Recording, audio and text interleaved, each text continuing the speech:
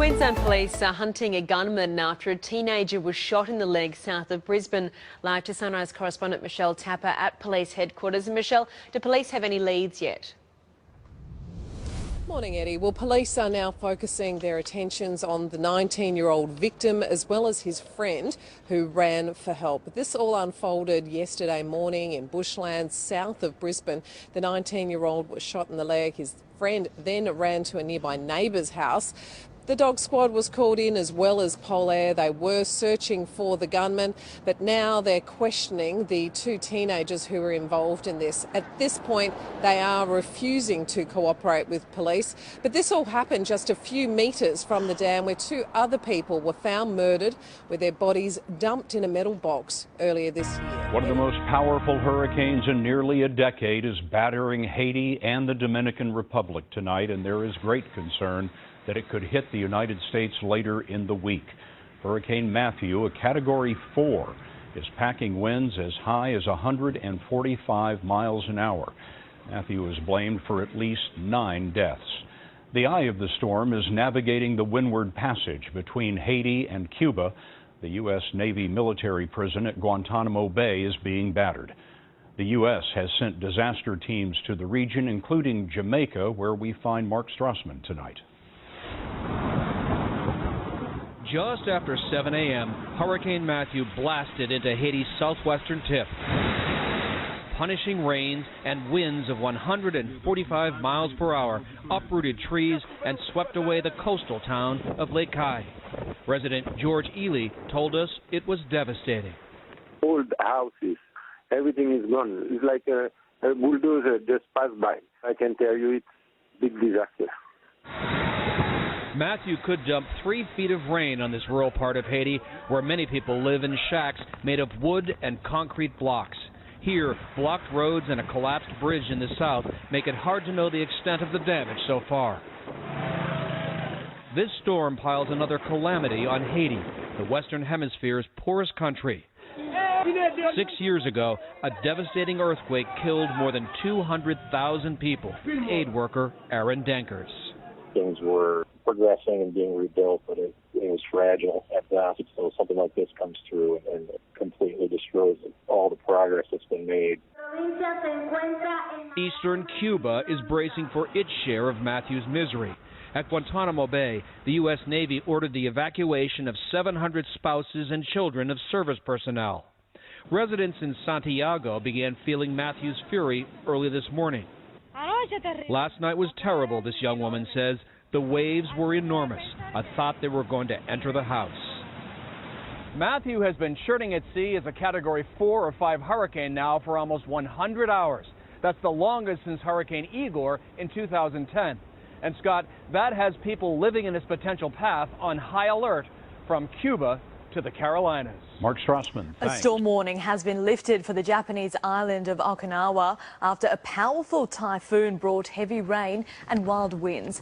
Typhoon Chaba was packing gusts of over 300 kilometres an hour and caused more than 200 flights to be cancelled. Over 300,000 residents have been advised to evacuate and 4,000 homes are still without power. The storm will cross over South Korea before hitting Japan's main island later this week. 2 homes have been destroyed in an explosion in New Jersey in the US. It happened after the neighbourhood was evacuated over concerns of a gas leak. 15 other homes were partly damaged by the blast. Several firefighters were taken to hospital with minor injuries. A couple has been left shaken after their car was swallowed by a sinkhole in the Adelaide Hills. They were taking in spectacular views of Adelaide when the soaked ground beneath them collapsed. Amanda Backman is at the scene. Council workers have been on site this morning to see exactly how to remove this car from the hole. If you take a look over here, you'll see that it is literally just gone in front first. Now, this unfolded around midnight when a young couple who don't live around here came to the area to take in the lights of Adelaide. The ground literally gave way underneath them, and fortunately, the young couple was able to scramble out to safety. Well, soaked in a view, and then suddenly they felt the car go down. and that must have been a horrible experience. And then they were quite shocked, so we gave them a cup of tea and sort of settled them down. Locals in this area say this was undoubtedly an old mine shaft. On top of that, of course, in this area we've had as much of 30 mils of rain in the last few days, so the ground is very wet underfoot. Council workers are planning to bring a tow truck in that's got some sort of winch on it. It is a bit of a precarious position given that we are amongst some trees and power lines. Interestingly enough, apparently the young man who was in the car used to work for a mining company, so when they got into trouble, he knew exactly what to do. Good morning. A great-grandmother has suffered a broken nose and severe bruising after being attacked by a woman in Sydney. The 83-year-old was walking along a Sydney street when a stranger tried to grab her handbag. Ashley Brown reports. This morning, the frail yet stoic 83-year-old made a public appeal here at Liverpool to help police find her attacker. A week on from the assault, Mrs Dewey still has significant bruising across her face. The great-grandmother was walking along New Warra Road at Moorebank last Wednesday morning when a woman has tried to grab her handbag. She's been pushed to the ground in the attack, hitting her face on the pavement. Now, the attacker ran away, leaving her bleeding on the footpath. This disgraceful and callous attack on this defenceless elderly woman is, I don't know what to say, it's just unbelievable. We need information to catch this animal so she can be brought before the courts and dealt with.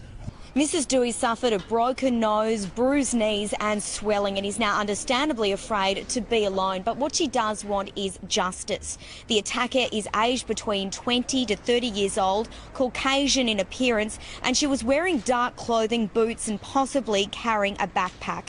Detectives are very keen to find this woman to give Mrs Dewey and also the community some peace of mind. Today, Los Angeles Police Department made a decision to release the third-party video taken by a local business of Cornell Snell right prior to the officer-involved shooting that occurred this past weekend.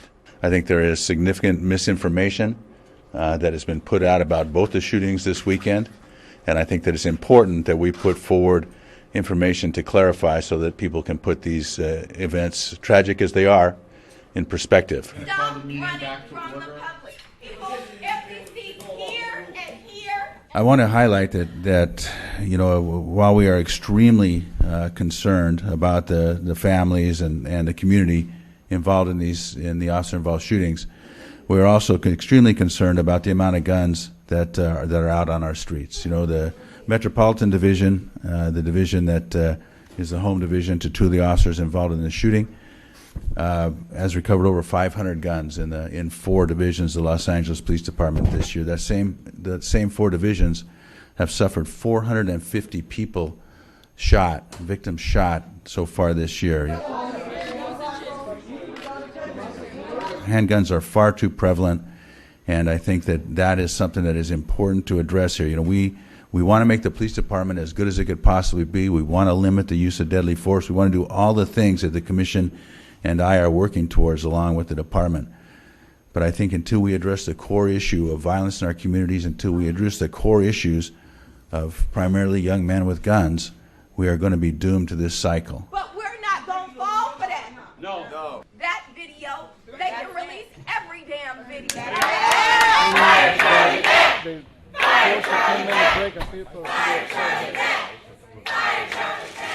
With ties between Moscow and Washington increasingly strained, the Russian foreign minister has said a deal between the two countries on Syria is in limbo, blaming the US for a lack of clarity. US-Russia tensions have escalated since the breakdown of a ceasefire last month, and the Kremlin said the US failed to separate moderate groups from jihadists. The foreign minister said agreements are hanging in the air right now to a decisive extent because it's unclear how Washington regards the actions of the opposition, a whole range of opposition groups. As diplomatic stalemate drags on, the Syrian government, backed by Russia, continues its assault on Aleppo. The latest reports from a monitoring group claim that the largest hospital in the besieged eastern part of the city has been completely destroyed by airstrikes.